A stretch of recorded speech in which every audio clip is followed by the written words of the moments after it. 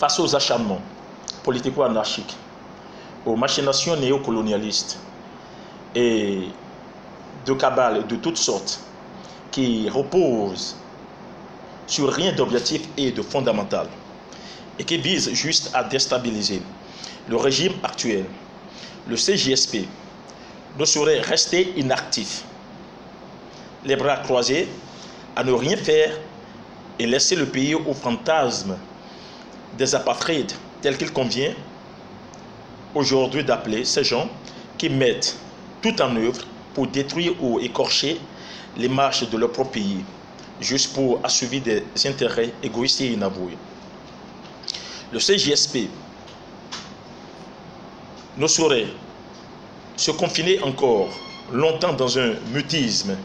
face au complot du silence qui persévère et qui se joue contre tout un peuple, face à une langue de bois qui prend chaque jour de propension et qui exaspère. Tout ceci dans une sorte de psychose,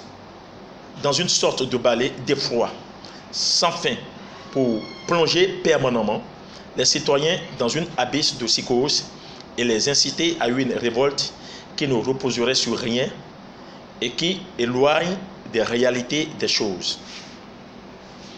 Le mois de novembre qui vient de s'écouler a été instrumental pour ces gens dans la mise en œuvre des plans diaboliquement ignominieux et grossièrement audits et des conspirations mécaniques de toute forme pour parvenir à leur but ultime, celui d'user de toutes les subterfuges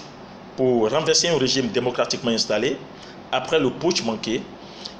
des 1 et 2 mai dernier. Outre le scandale entretenu et le buzz autour du retour de l'ex-président Boni Yayi au bécaye au détour d'un amnistie lui ayant été accordé par le chef de l'État, son Excellence Patrice Talon, avec tous les autres auteurs de violences et de troubles pendant la période électorale, dans le seul souci de ramener la paix au pays. Le montage et le déroulé d'un plan machiavélique, ordi par les apatrides depuis l'étranger et relative à la sulfureuse affaire de cocaïne en provenance de l'Uruguay et qui devrait atterrir sur les eaux béninoises, sans que jusque-là, les autorités de ce pays de l'Amérique du Sud ne soient pas encore en mesure de nous présenter le manifeste de la cargaison après embarquement, ou tout au moins nous dire avec précision le nom du propriétaire de la marchandise. Les commentaires oiseux, absurdes et mensongers qui ont été distillés à travers les médias sociaux par des jeunes déscolarisés au service de ces apatrides, dont le but consiste à trouver un bouc émissaire ou à établir un lien entre la marchandise et l'État béninois, et même avec les proches du chef de l'État. Juste pour jeter de l'opprobre sur sa gouvernance et ternir l'image de marque que projette le Bénin à travers le monde depuis l'avènement de la rupture qui opère une gouvernance moderne, assise sur les résultats, sont autant de preuves que nous sommes dans un cercle de dupes où jouent malheureusement des acteurs qui ne s'y connaissent vraiment pas. Nous savons déjà au pays à quoi nous en tenir et tout le monde s'en aperçoit aujourd'hui. S'agissant de la fermeture des frontières nigérianes avec le Bénin, qui n'a rien de fondamentalement technique, mais purement politique. Nous connaissons déjà aussi la raison de la coercition de cette mesure de fermeture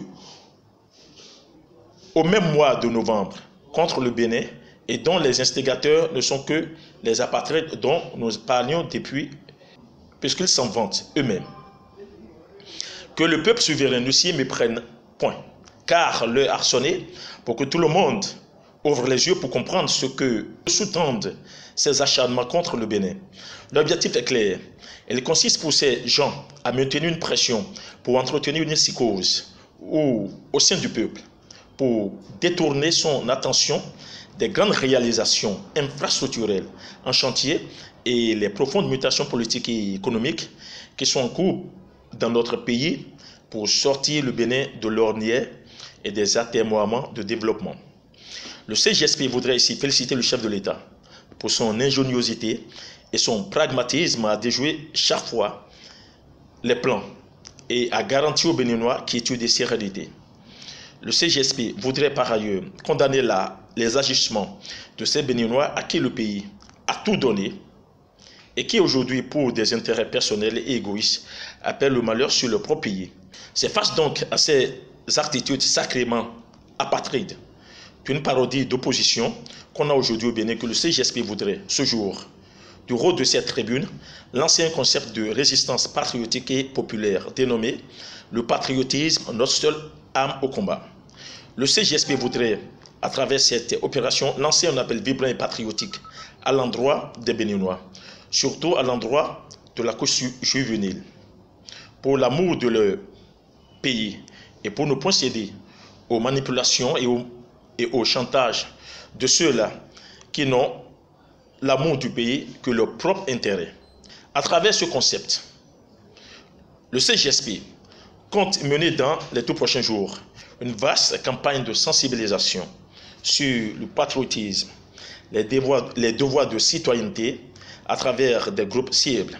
Le but est de susciter au sein de notre population l'amour de la patrie comme la seule arme pour combattre la traîtrise de ces Béninois qui de l'extérieur agissent pour instaurer et maintenir l'instabilité dans leur propre pays pour des intérêts personnels inavoués. Nous voudrons finir ce point de presse par un appel à l'endroit de nos compatriotes de se tenir debout pour l'extrême sacrifice, comme l'ont eu à faire nos vaillants héros, Dadak Béranzin, le roi Akaba et nos vaillants Amazones, qui avaient au risque de leur vie résisté à l'envahisseur. Ce sacrifice, nous pensons au sein du CGSP, ne sera pas de trop si on aime véritablement son pays et aussi si on agit par conviction.